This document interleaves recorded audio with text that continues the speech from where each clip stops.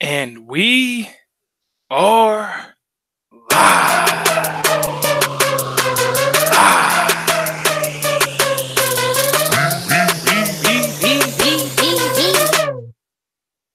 We want the gold, sucker.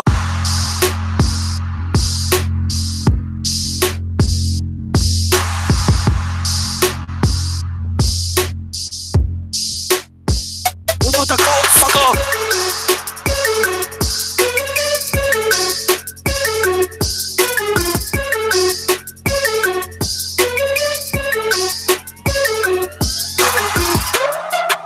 And what is up, everybody? It's your boy Ben Goose, and along with my boy, my partner in crime. I'll let you say it. Last week I said it. Who's my partner in crime? The one, the only, Stage the Mock. What up, Goose? Sage the Mark with a That's capital right. S, capital T, capital M. STM. It was good seeing you, man, on Sunday. Normally, after when we're going to do the show, and I know I see you on weekends, or we probably go to lunch, we go eat, or we'll do whatever. I like to save it for the podcast to say, man, it was good seeing you. I got to admit, it was good seeing you, man. And always a pleasure. Thank you for everything. You know what? Before we get into our Royal Rumble review, let me let the listeners in on the Royal. I think this was actually the 10th annual Royal Rumble party, the history of the Ben Goose and Royal Rumble party. So this thing started 10 years ago, before Mrs. Goosen was around. And Mr. Goosen would go hard in the paint. And he established these rules. And I'll tell you about these rules. We do this every year. Hopefully we have a live event one day with the podcast. At a bar, something like that. So the rule is, and let me know your thoughts at Real WrestleCast on Twitter, at Real WrestleCast. What we do is we do a pot.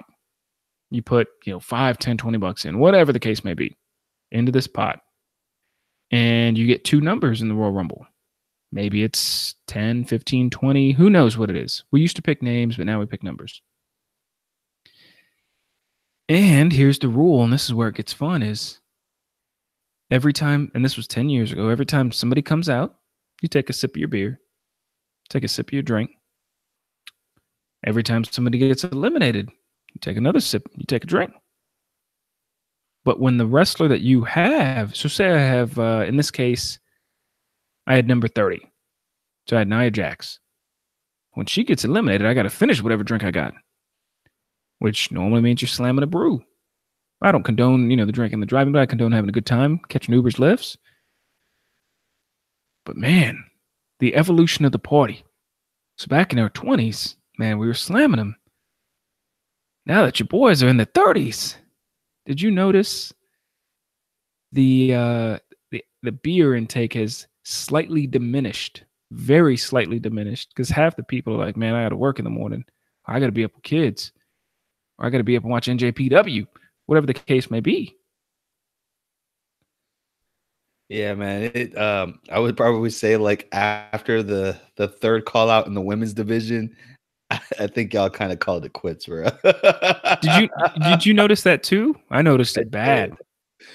I did. What's going on, Young Samurai? Yeah, man. Like I thought that was pretty hilarious, and I've been fortunate to be at about six or seven of these, and I think this year is kind of the steep fall where we've just kind of, to be honest with you, man, we have a lot of fun even without the drinking piece of it, man. I think the food kind of consolatory, but yeah, unlimited food, unlimited barbecue. This year it was Frito pie, nachos, unlimited hot dogs and hamburgers.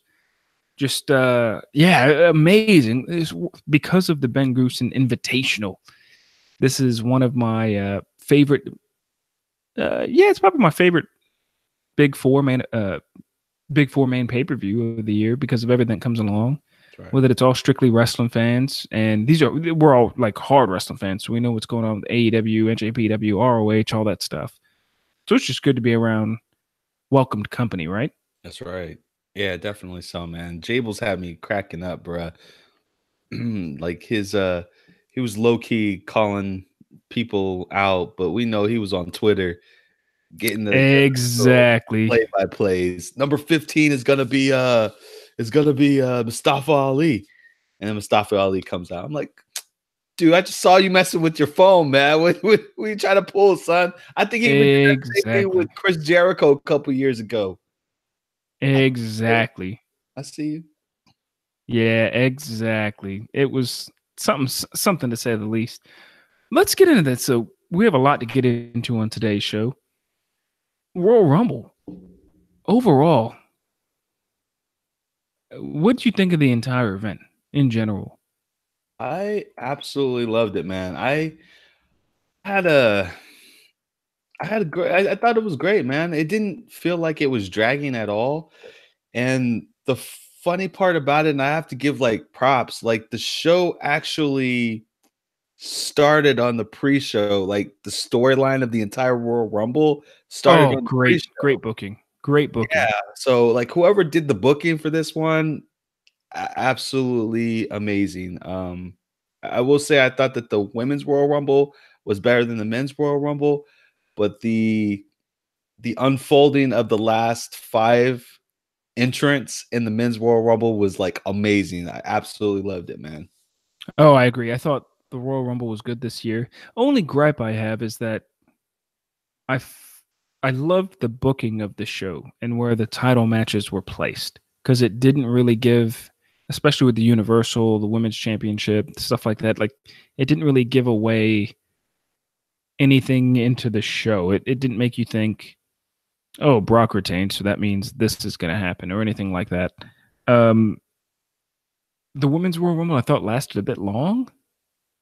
I think that it was good and it was really good and it showcased like Casey Cantazzaro, San Antonio's own. It showcased every single woman and them giving Lacey Evans mic time was good at the beginning.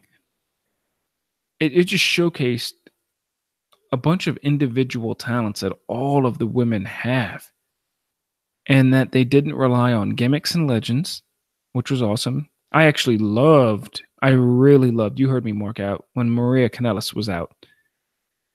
And because I still think Mike and Maria Kanellis could be a huge heel combo, but it showcased current women's talent and didn't no disrespect, but it didn't have to rely on Lita's, Trish Stratus's, and surprise guests and stuff like that. And it showed how deep the women's roster is.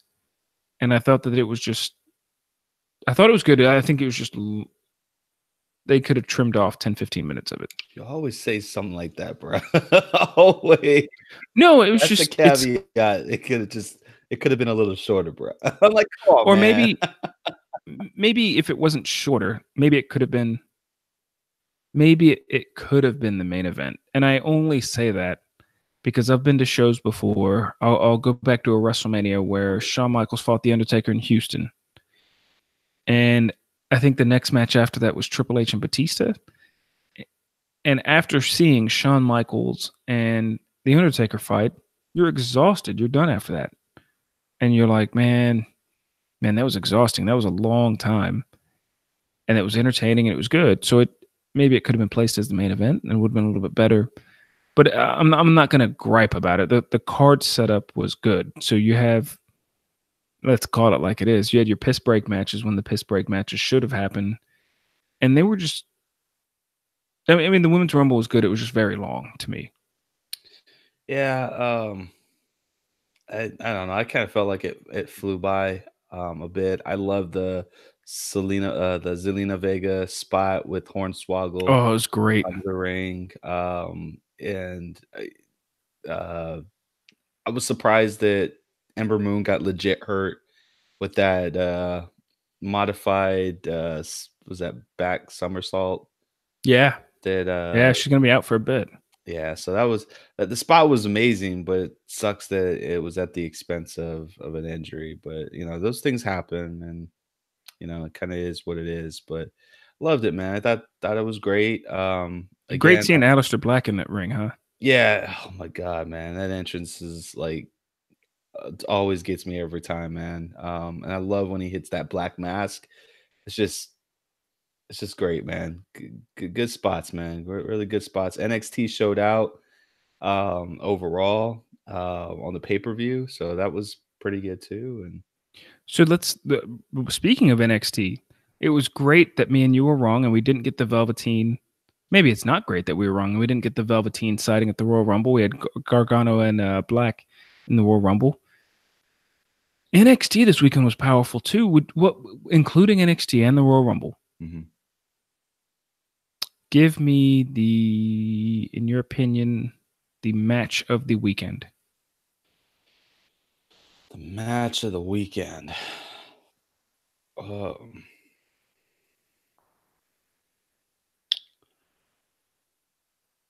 man, what match really killed it for me? I probably had to say the North American title, man.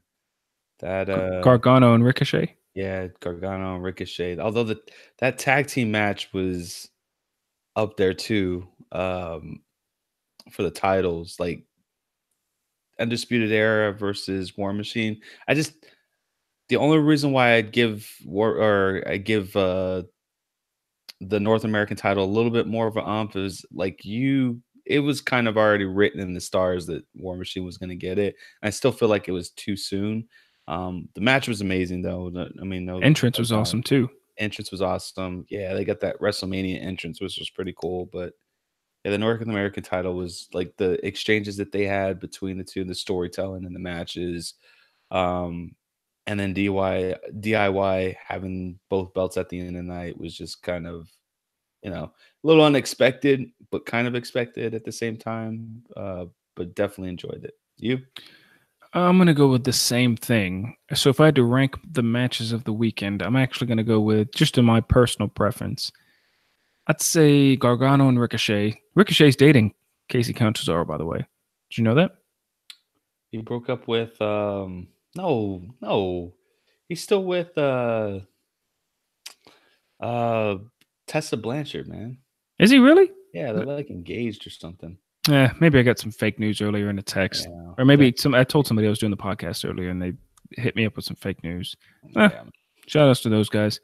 Well, I'd say Ricochet and the North American title, Gargano, was the best match of the weekend. I would say the second best to me was Asuka and Becky Lynch, only because Becky tapped. And there's a lot of folks mad because she tapped and she has a lot of momentum right now. You mad, son? But she didn't just tap to the Asuka lock, a modified version of the Asuka lock that looked brutal, painful. Yeah. It was like a reverse choke. Asuka amazes me with the submissions that this woman comes up with, man. Like I would legit be scared being in the ring with her. Yeah, and I'd probably power her like 3-4 feet. Oh yeah, I thought that it was just the ending I liked. I mean, her tapping caught me off guard, but the fact that she came out to challenge. I put it this way: a lot of people liken Ronda Rousey to Steve Austin. Steve Austin lost his fair share of matches. So did The Rock. So did Shawn Michaels. And to me, sometimes it's about the chase, and that, it just caught me off guard that she lost. And that's the third highlight of the weekend. Third highlight match of the weekend was probably that tag match. It was just a good match overall. I gotta say, Nia Jax coming out was probably a big highlight too in the men's and world. Everything that ensued with that. Yeah, like especially the fact that WWE is kind of going along the gray line of mixed match challenges and men versus women and stuff, and going back to that format like they did in the 90s and the Attitude Era. And Nia getting eliminated was cheered. It wasn't booed. There was no, oh, man hitting woman. It was, you know what? This girl broke Becky Lynch's nose. She deserves an RKO and a 619 and a bunch of other moves. Yeah. So if you book it right, I dig it. But let me ask you about that. So mix match challenge, man versus woman. Joey Ryan and Candice LeRae have been doing this for quite a while on the indie scene. Yep. So I got to ask, what do you And shout out to Young Samurai in the chat. We do this live on Thursday nights. Nia Jax slapping our truth from behind made me laugh. Yeah, that did crack me up too. So, what is your thoughts on, in general, men versus women and where that's going? Yeah. So let me kind of preface just a little bit before I kind of give my opinion on this. So as Goose was saying, there was some outrage by people, blue checkies. Right? That's the term we got? Blue checkies, right? That's what we call them. I've never heard of that. Are you talking about? Did you mean to say blue Chuckies, as in blue Chuck Taylors, like high No, tops, not blue Chuck Taylors. or are you referencing Child's Play 4, in which Chucky is blue, like a Smurf? He inherits a Wanna Smurf. play? Yeah, is it where he does the Ade Dewey Dembala and he inherits a Smurf? No, that's not it, bro. Okay, then I don't know what blue Chuckies are. So blue checkies are verified people. So the verified people on Twitter or social media. So most of them are up in arms with the spot, and they're spinning it, I should say, that it's domestic violence or that it's promoting domestic violence.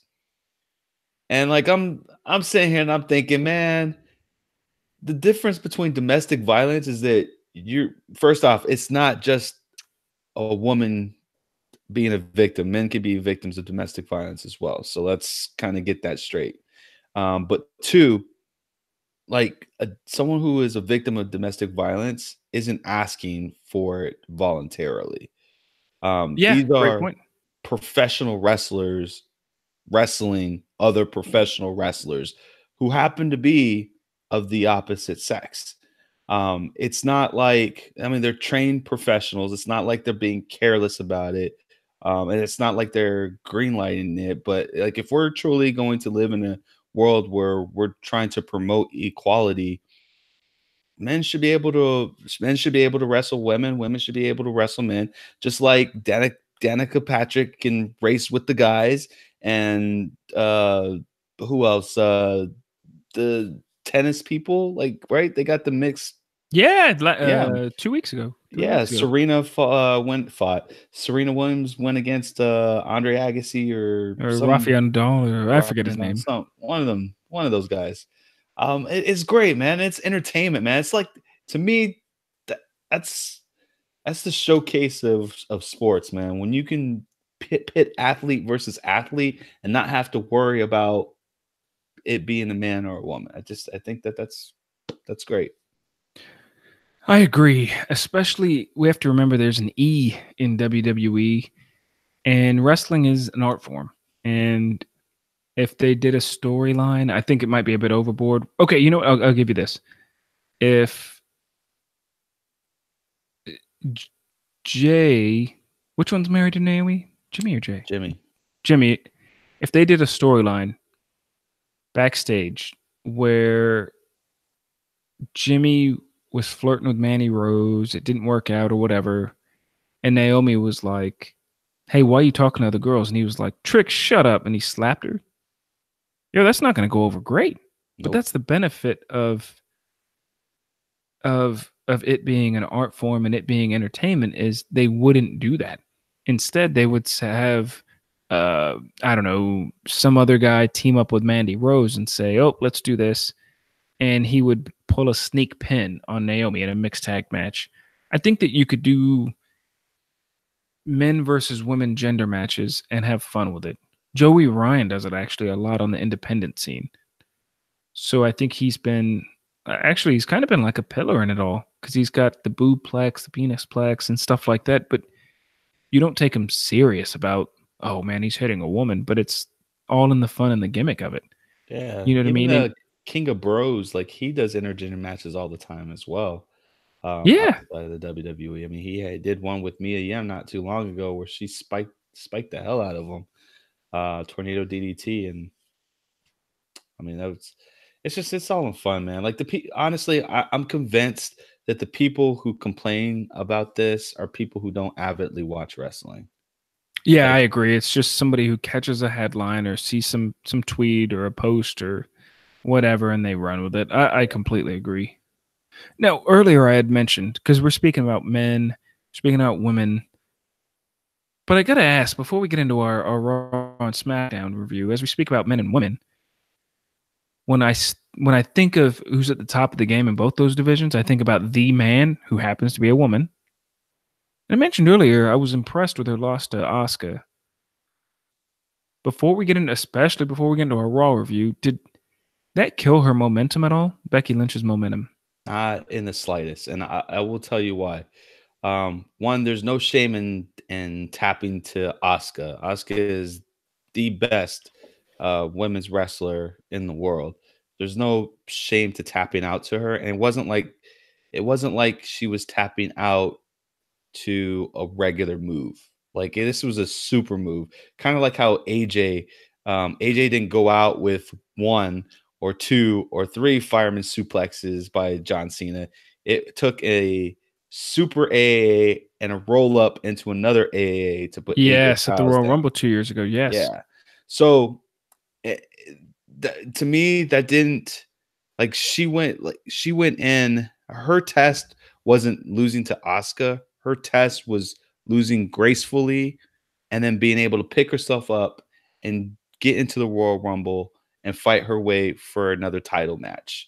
To me, the way that it was booked was perfect, to the point where no one takes an L, everyone looks strong, and made for a great showing. I completely agree. I didn't think it slowed her momentum at all, because I think, like I said earlier, there's just much more in the chase. It makes us want it makes us want to see her beat Ronda that much more. And especially since they both have submission finishers, for her to make Ronda tap. Now, I will say this. If she lost to Asuka at the Royal Rumble and she loses to Ronda Rousey clean at WrestleMania, that wouldn't be a good look. I'm not saying she has to beat Ronda, but if she loses not by tapping out, but maybe she loses with some trickery going on with the Four Horsewomen or something like that, then that's different. But if she taps to Ronda, would you say, okay, well, this Becky Lynch the Man thing's done? Oh man, I never really thought of it that way, man, and definitely haven't thought that far ahead. Um, yeah, I would. Uh, I, Because she should it, pass out if she's gonna lose to her, and they're not gonna do any chicanery. She just needs to pass out. but is that copying too much from Stone Cold? That's true, but for us the super fans who've lived through almost every generation of wrestling, to us that's not a new concept. But for this current generation of fans, it's a new concept for them. It's a formula that works and not one that is overly saturated either. So I think you can make it work. I mean, she's got that mental attitude where she just doesn't want to give up at all. But I mean, I don't know, man. I don't know how to. I honestly couldn't tell you how I feel if if she tapped to her clean. Um, I think that it's a little bit different than tapping to Asuka. What if they did a storyline where Ronda breaks her arm? Like they do some camera work or some trickery, and the ref stops the match because he sees Becky Lynch's arm pop out the socket or Yeah. whatever. You think that's even possible? Because that's kind of along the same lines of passing out. So where would be Is the the payback ref stop the match? or the payoff? If The payback. It would be when Ronda Rousey and Becky Lynch get back in the ring, and Becky Lynch tells her, "Hey, the ref stopped the match. What, you think a broken arm's going to stop me? You think a broken arm's going to stop the man? No, I still got one left, and I'm going to slap you in the mouth with it first chance I get." Dude, That's she's like the it's perfect mix between Conor McGregor and Stone Cold Steve Austin, bruh. Ain't she? But Yeah. that's the thing is, okay, so you'd have to book the Rousey Becky match if Becky's going to lose in a way where the ref calls the match or she passes out or something. But how do you do that? I man, to be honest, I don't know. I I know Elimination Chamber's next month, and I dare to say that maybe the route that they're going, and this is if Sasha and Bailey win the titles, I think they're gonna go with trying to get the horsewoman owning all the titles between all the brands. Oh yeah, because Elimination Chamber, to me, Charlotte's gonna win that and fight Asuka in a rematch. Yeah. Yeah, I didn't think about that. Yeah, that's a great point. That's a very good point. Not sure how I feel about that, but I mean, I guess it would be good to see. Like, I mean, they are the horsewomen. I mean, might as well just get it over with, and before one of them defects or decides to call it quits. Yeah. Oh yeah. Oh yeah. Well, let's get into Raw this week. I know we still have a lot to get into. Man, what a busy week. And you know what? We are going to get into the highlight of the week with somebody leaving the WWE, Hideo Itami. But we are going to get into the big name leaving WWE. What do you think of Raw this week in general? I thought it was a decent Raw from what I remember. I mean, obviously, what stole the show was Becky Lynch showing up against Ronda. That segment, though, in particular, was very weird to me, and I don't know if it was by bad. design. Oh no, it was bad. But that's the thing, man. I don't know if it was by design or if it was like by design to make the impact of it at the end that much greater, or if it was truly like Ronda shut down at the very beginning. What do you think? I'll give Ronda props. She handled it very well when she cut her promo in the show, and she said she stuttered on her words and said, "Look, you guys are making me stutter. Wow." And she actually faced it and called it out. She actually said, "You guys are making me trip on my words." I thought that was awesome because I was like, oh man, you know what? There's a lot of times where you see wrestlers say like stuff like I'd say, and Hogan's famous for it. If I said, Sage, I'm coming for you tonight, and I'm gonna take that WWE title off of your back and your belt. And I mean, no, I'm gonna Sage, I'm coming for you tonight, and I'm gonna take the WWE title off your shoulder. And you know what I mean? Like, since there's scripted lines these days that they let me tell you so that you can hear me and understand me one more time. Yes. If you think I'm the right if you think I'm the right guy. So I think that wrestlers correct themselves, but I love when they do when they just say, I loved how she recouped herself. She did great. But at the end, she did, and I don't know if this was planned or not. Regardless, it was live TV and I loved it. Becky seemed much more comfortable in the ring at the end. And Becky even tweeted about it. Yeah. Ronda got shook, bro. And said, "Hey, Ronnie, I had to carry you in that last segment." That's right, bro. I mean, she carried her just like Becky carried or Bailey carried her in the match, bro. It was like, and I'm gonna say this, man. I got nothing but utmost respect for Ronda Rousey, man. Oh my God. The fact that she can do what she does in a year is insane. Yes. Like I have more respect for her during that segment than her entire run itself, man. She could have just pulled the Braun Strowman like a couple of weeks ago and just kind of just like let it all fall apart. But she turned it around very well. I'm a little worried about the ring work, man, because like Bailey was really general in that ring, like more than usual.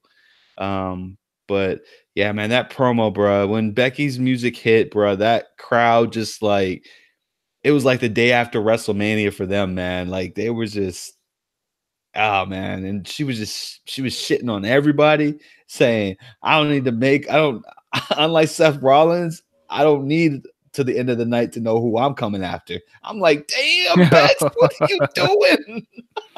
Oh, and all the fans holding up the papers. Yeah, man. Yeah, man. Oh yeah, I loved every second of it. Raw was good this week. I thought Raw was as decent as it could be.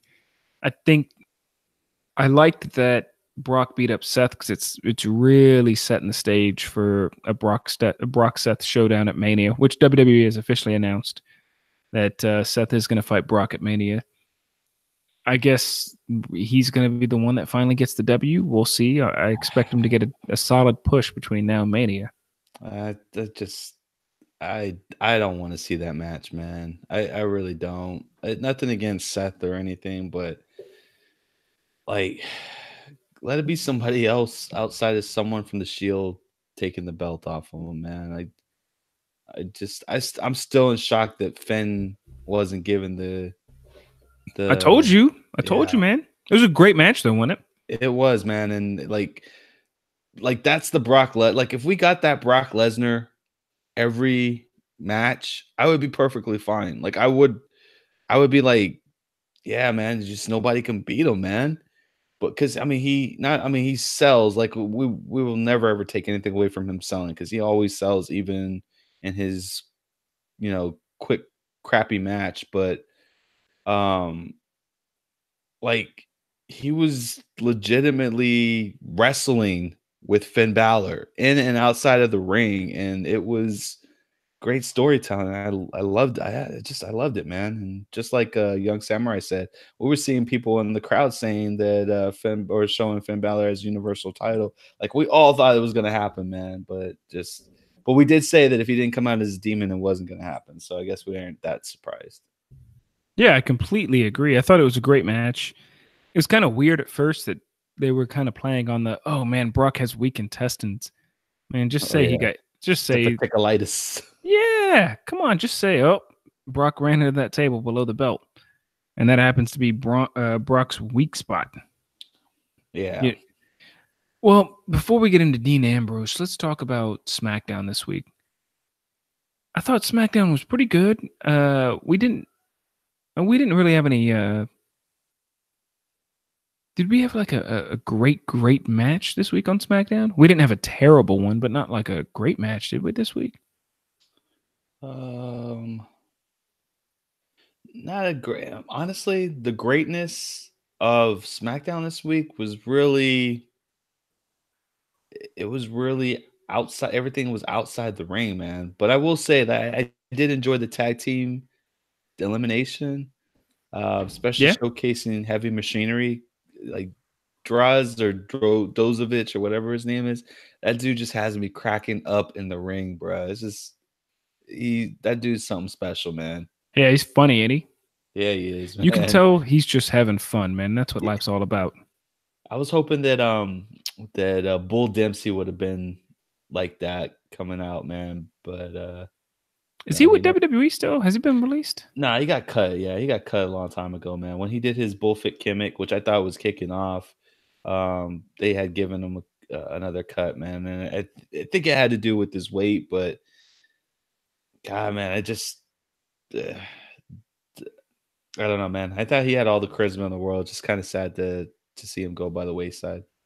Yeah, kind of sucks. But yeah, SmackDown was good. I'd definitely say the highlight of SmackDown, which I dug, was Daniel Bryan unveiling the new belt. Because there's nothing more annoying than hearing a vegan tell you that they're vegan. It's like they have to tell you. It's a rite of passage, my man. Yeah. Dude, this was so meta, bro. Because when he won the title, and the next night on SmackDown, I think this was like November-ish, he had said on there that when I'm gonna take this belt and I'm gonna turn it into a vegan belt. And I was laughing I thought he wasn't kidding, man. I just thought he just some stupid stuff that you say. Nope. He actually did it, man. Oh, yeah. And it fits with his character. Now, what I don't like, and I texted you about this earlier today, I don't like that Rowan is his counterpart. This is Straight Edge Society 2.0, and that didn't work. I think this might work, bro. I mean, I I'm trying not to say it like from a mark standpoint, and that belt is clean, bro. Like that belt design just looks all kinds of amazing. Um, no, but I think it works, man. As long as you don't bring Harper in, I think you're gonna be completely fine. I liked how Daniel Bryan was saying that this guy is really, really educated, and you know, he reads books, and like he was giving him basically a background story, which happens to be true. Um, I thought it just worked, man. It just seemed like it worked. I like it, man. I like where they're going with this. Yeah, we'll see where it goes. I just felt like Daniel Bryan didn't. I mean, it benefits Rowan more for sure than it does Daniel Bryan because Daniel Bryan could do this whole thing on his own. So I'll be interested to see where it goes. You know what I mean? We'll see. So who do you think, if you had to pick right now? I was trying to think about this earlier this week. Who do you think Daniel Bryan's going to fight at Mania? I don't want it to be AJ, man. It can't be. I Kind of really finished a don't. feud. Yeah, but yet he's in the elimination chamber match, man, which is kind of I don't know. Well, let's do it. Process by elimination, man. So we've got Joe, who's probably going to have a feud with Randy Orton, and I would Right. dare say it might even be a mixed match or a three-way match with Mustafa Ali. Although I'll put an asterisk on that. Uh, Jeff Hardy, I can't see Jeff Hardy at all in that. Oh, are these the guys that are in the Elimination Chamber? Yeah, they're in the elimination chamber. So that leaves AJ and Rey Mysterio. I was thinking it'd be Rey Mysterio actually, I because think it might be Rey Mysterio. I was thinking that it might be Rey Mysterio. I may have even mentioned it last week because Ray. I mean, he's lost a lot of weight. Looks good. Like I'm not saying in a like bad weight or he's fat or whatever, but it it he looks great. But he's proven he can still go in the ring. And him and Daniel Bryan have similar storylines, like hard work, and you don't have to be, 6'5", 6'7", and the biggest. You don't have to be Braun Strowman to succeed. So I just think it could be an interesting match if they really let it play out. So I think it's gonna be Mysterio if he's in the Elimination Chamber. I don't remember who was Yeah, all in there. I think so, man. Give it to Mysterio. Let I whether you let him win or not, man. If he wins it, then we can. That's a pathway to El Idolo getting Oh an yeah. opportunity on there, man. Which I think that might be a path that they go. But I want to know if once they take the belt off of Daniel Bryan, when they eventually do take the belt off of him, are we smoking that belt or what are we doing with that belt, bro? Yes. They're gonna light it on fire and just say all only front row fans because they got money get to in hell. Now, is it illegal to transport that belt from state to state? I don't know. Nah, it's hemp. You can make stuff out of hemp these days. Okay. You can make all sorts of stuff out of hemp. I was just curious. I didn't know the answer to that. Now, before we get into the elephant in the room, what do you think about Hideo Itami getting released? Oh, you know what? We both agree that it was best for him, but where do you think he ends up? Um, it's a hard call, man. I don't think he's going to AEW. I think that he'll probably go to back to New Japan. Um, I mean, this isn't a shocker. I think you and I had even talked about it like in August or September of last year that he just something about his character or his mannerisms just seemed like it wasn't for him. And it could be because he was on 205 Live, um, or otherwise, but it just something just kind of seemed off, like he was miserable, like he was just stuck in a contract that he couldn't get himself out of. And it's unfortunate, but a lot of people were showing respect, calling him Kenta and saying thank you, Kenta. There's even a hashtag thank you, Kenta going on. Um, and it sucks, man. I love Hideo Itami and Kenta. I just sometimes it just doesn't work out, man. Yeah, and that's not a knock on him or the WWE. I think that's part of the reason they let him go, and they granted him his release just off him asking is out of respect because you could be the best star in the world somewhere else and you come in and it just doesn't work out for the millions of reasons. But yeah, I hope the best for him. I don't think he's going to go to AEW either. I think he's going to go make a name for himself back in Japan, and then maybe he'll show up in AEW in a couple years. Now, I wonder who else may show up in AEW. If we assume there's a 90-day no compete, it'll probably be at the end of summer, July, August. And that's Dean Ambrose. That was the most shocking wrestling news of the week.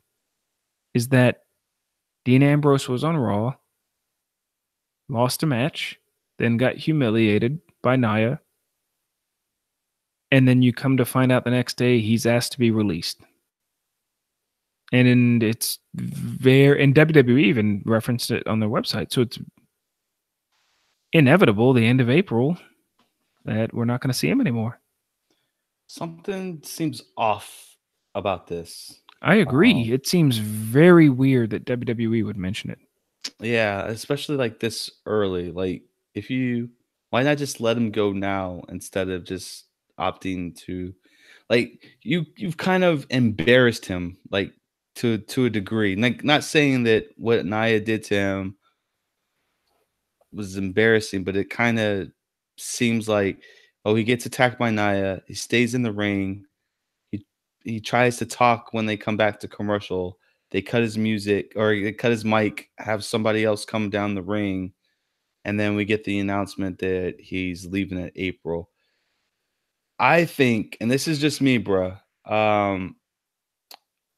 I think this is a work.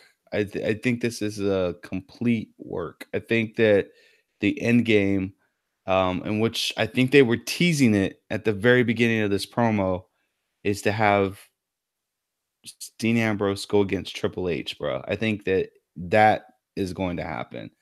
It could possibly be that Dean Ambrose, as we know, this incarnation of Dean is no longer, and maybe he goes by a different name. But I don't buy for a second that he is not renewing his contract. I think it's just an elaborate work. I think so too, but I think it could be, with the end game being in April, they re-sign him but don't tell anybody because of WWE's non-compete clause. Maybe I think it's 90 days. It's 90, yeah. And they lead people to believe he's hitting free agency, and then he shows up at SummerSlam or something like that, and they're like, "Oh my God, he's signed." They kind of did it with CM Punk originally. Yeah. So, but if he leaves, I gotta bet he's going to AEW in a heartbeat, and he'll be a big heel star. Yeah, I think that he'll revive his John Moxley character. He'll own the rights to it, and I think he'll just kind of go out that way if he goes. Which, again, I don't believe for a second that he goes. But with that being said, Goose, it did prompt me, and I did cut a kind of a teaser video today that I released out, and I wanted to definitely get your take on it, man. So our regular jobs, like, we're motivated by certain things that I think that are kind of universal, no matter where you go, from a career perspective. You're either motivated by making a difference, motivated by money, um, or motivated by getting recognition for the work that you've done. But as a wrestler, I kind of fail to other and I'm not trying to sound condescending in any way, but outside of like making money, like, I don't really know if like the direction of their character really matters to them. Like, I know that titles don't really matter to wrestlers. I mean, it's just a prop. It's more for the fans and everything like that. But does creative control or creative over your character really matter to a wrestler to the point that that despite how good the money is, that they would just decide to leave? I would think so. I mean, if you're heavily vested into something and you're not getting it because of somebody's subjective views, then I would think, yeah, I would. I kind of go back to sports, and I think if I'm coming in off the bench, but I know I'm good enough to start, and coach tells me, oh, well, you're kind of not within the long-term plan, or you're not within the game plan, I would think, okay, well, I'm going to go somewhere else where I am a part of the game plan. So So I it's could see not the enough to point. get paid, but it's more about being in the spotlight? Is that kind of am I You getting got that to, right? yeah, it's tough. You got to get time on TV in general, so your bills get paid. I mean, these guys are human. Yeah, but they're gonna get paid either way, whether they're on TV or not. Pockets ain't empty, cuz. Yeah, I don't know. I think they're just competitors, and they want to be Yeah. on TV and want to be in the main event and all that stuff. I mean, I get it, man, and I don't know if it's just about. I mean, some of these people don't even have like T-shirts that are out, so Right. I can't imagine them being on TV is really the motivator there, and it seems like a lot of them are happy doing house shows than they are being on TV. So I don't know, man. Like, if you're a wrestler and you listen to this podcast, I know we have a few, that do. Hit us up. Let us know, like, what motivates you as a professional wrestler outside of just money. Like, what would make you leave the company aside from not getting paid what you feel like you're worth? Let us know. Yeah. Super interesting.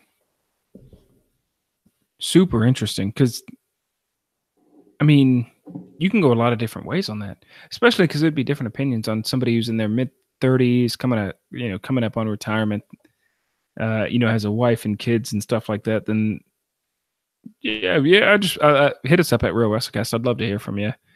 Now, if you lose Dean Ambrose, it's almost like, and that's a big name in the WWE. If you lose Dean Ambrose, to lose a name, you have to gain a name. And in the past week, we saw pictures of Cyborg at the WWE Performance Center taking pictures outside. Will I Chris Cyborg be in the WWE in 2019? doubt it, man. Or was it just like when Cain Velasquez was there just to get a workout? I think that's what it is, man. They've got a good system going in the center, especially with a lot of the cardio workouts and things like that. She might have just been kind of getting a leg up on it. Um, there's a lot of her friends are there too, so a lot of her MMA friends are there too. So it's probably I think I don't put no stock in it, man. Especially with the rumors out that Ronda Rousey is going to be on her way out. I think that would have been her only motivator to actually come to the WWE is to have some type of confrontation with Ronda Rousey, which we know Ronda doesn't want no smoke when it comes to getting back into the MMA. I mean, she's basically retired. I think that's what the whole UFC Hall of Fame was basically just announced that, hey, she's retired. She's one of the greatest. Let's move on. Yeah. Oh, yeah. So I think that too. I think it was just an open workout thing. I would love to see the Cyborg Rousey thing go down because it could be booked and worked out and stuff. But yeah, I kind of just took it as it was, that was it. Like it was just like Cain Velasquez when he was spotted there. It was, let me go get a workout in, like an intense workout in. I felt like I had something else to ask you about, something outside of the ring. Well, probably not important. So, on the topic of you have heard the reports about Ronda Rousey, right? Well, yeah, we touched on this last week. So we Am I the one did. who has the good memory now? Dude, Is this my don't put face me on the turn? dunce again, bro.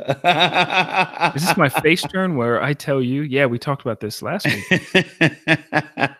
and Ronda Rousey shot it all down? Are you still thinking she's going to leave in April? I mean, I don't know, man. Like, I don't know. Like, I don't know where those rumors came from. You know, I don't know, man. I don't know. I don't know. I just feel like if they start fast tracking the four horsewomen, like I feel like you can't do the four horsewomen until after WrestleMania. Like you can't really start it until at or after WrestleMania. If we start seeing Shayna Baszler and Maria Shafir and Jessamine Duke start showing up between now and WrestleMania, um, I honestly think that Ronda might there might be some credence to the whole her leaving after WrestleMania, but I hope the reports are not true. Shout out to Mr. Hollywood in the chat. Yo, what up? Hollywood. Hollywood, always up to no good. Yeah, like I said the other week, the way I would book it is do the four horsewoman match at Elimination Chamber. Do Ronda versus Becky at Mania. Goose? Too Huh? soon. I know, but 3 assuming weeks, bro. assuming Ronda's gonna leave in 3 months, you You're don't gonna have a lot of fast time. track everything, man. Remember the last time we had that pay-per-view fast track? It was garbage, son. Chungus, what up, Mr. Hollywood with the Chungus? You could fast track it a little bit, but as long as you fast track it and it ends with Shayna Baszler turning on Rousey and beating her up so bad that she's off of TV for 6-8 months, so she could do the family thing or whatnot, and that's where it's at. And then you have Shayna Baszler as the girl who took out and turned on Ronda Rousey, and she's the mega heel on Raw now. Oh man! And then you set up next year to be Shayna Baszler versus Becky Lynch in 2020 at WrestleMania.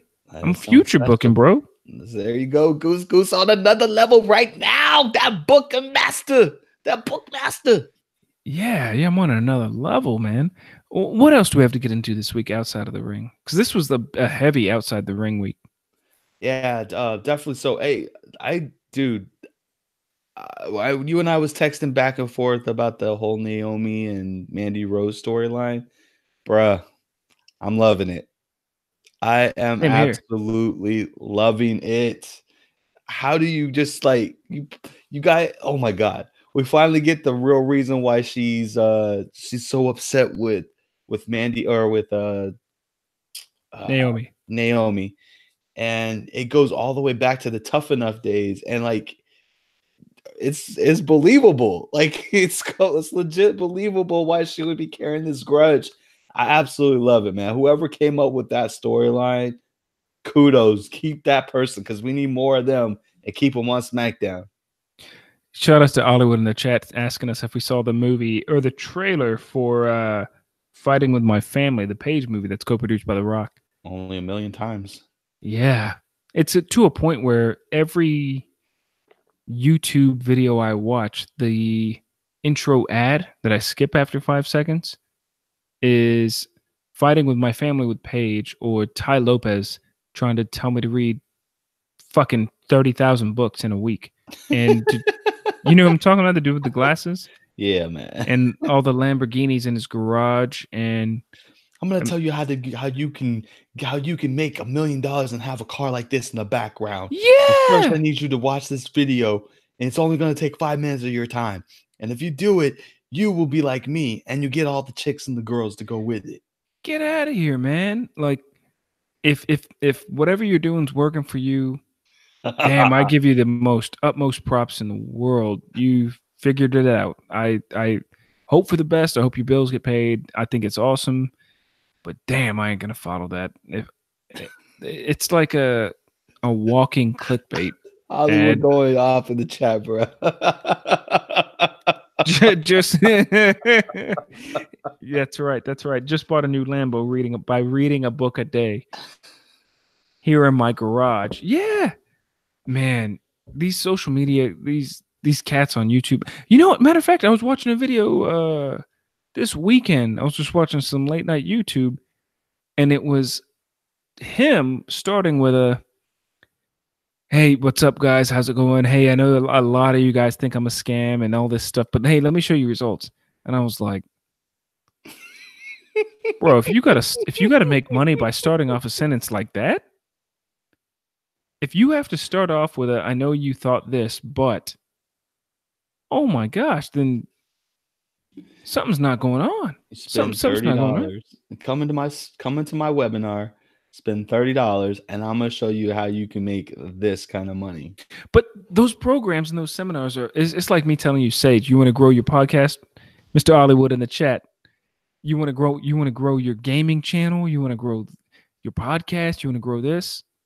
Give me $500 and I'll tell you how to grow it. And then you show up to the seminar and I'm like, you just got to get out there on Facebook and social media and Twitter. But if you really want to know how to read the analytics, give me another $500. Then you pay that other $500 and I say, listen, this is how you read the data. This is how you read the data. This is how you read the analytics. But do you want to know what to do with those analytics? Give me $2,500 and I'll tell you what. If you tell 10 friends to go to this, I'll knock off 200. That's it, bro. How come we ain't on that scheme yet, bro? Why we ain't on that scheme yet? We need to get bots. We need to get a bot creator that just adds views and subscribers and likes and all that stuff on our podcast. Yeah, we do, man. Like we need to do something. Yeah, Hollywood's asking if we have social media for our podcast. Hey, in the show notes, go ahead and look in the show notes. We got it all there, bro. But we'll collect your $600 afterwards, bro. That's checks in the mail, invoices in the mail. Hollywood, aka Ebony Ma. We've had a great week this week. Anything else you want to touch on outside of the ring? Outside of Porzingis getting traded to the Mavs, it was a big day. Yeah, I heard about that. Don't know who that cat is, but I heard. How do you not know who Kristaps Porzingis is? He's with the Knicks. Man, does Chris Bosh still play basketball? All right, let's get into any other topic other than the NBA. Because no sell, bastard. Well, like we said earlier, great week in wrestling. We touched on Dean Ambrose. We hit up on the Royal Rumble review, Becky Lynch and the Man, and if her momentum was stopped. But on the real, if you want to talk to us anytime, 419-777-IRWP. Again, it's 419-777-IRWP. That's IRWP. 417. Or was it 419? My bad. Man, I'm messing up this number really bad. Yeah. I haven't messed up this number in a while. Either which way, hit us up at Real WrestleCast. Or if you go on Twitter, and nowadays we got some viewers, we got some subscribers. So just type in and some followers. So just type in It's Real Wrestling Podcast on Twitter or YouTube, and you will find us. Because we're doing things big. We're doing things big. So we do. Anything else you want to chime in on? Sage? Yeah, man. And if y'all want to help me fund my campaign for Kingdom Hearts 3, y'all go to www.patreon.com/IRWP. Got some tiers there. All funds and proceeds will go to me buying Kingdom Hearts, and I'll stream it online for you guys completely free. And then you guys can join my webinar, which I would then demonstrate how you beat Kingdom Hearts 3. There you go. I think I'm going to be streaming this weekend, by the way, at Ben. I shouldn't even give an ad. Just go on Xbox One, search for Ben Space Goosen. So search for Ben Goosen. Join my parties. I don't care. They're always public. Just join them anyways. I'm going to be on Call of Duty Blackout this weekend at Ben Space Goosen, or just Ben Goosen. Hit me up. Join the parties. Join my party and help me out. Help your boy get good at Blackout. I'm all right, but I go with a lot of cheap tactics. But again, we got into a lot this week, a lot in the NBA, a lot in the NFL. Enjoy your Super Bowl weekend. Everybody remember to drive safe out there. Have some fun. Go Rams? You want to end it with that? We definitely against those cheating Patriots, I'll tell you that. Yeah, I can't stand those Patriots. It's your boy, Ben Goosen, your boy, Sage Mark. Keep it real. Go Rams. Hasta.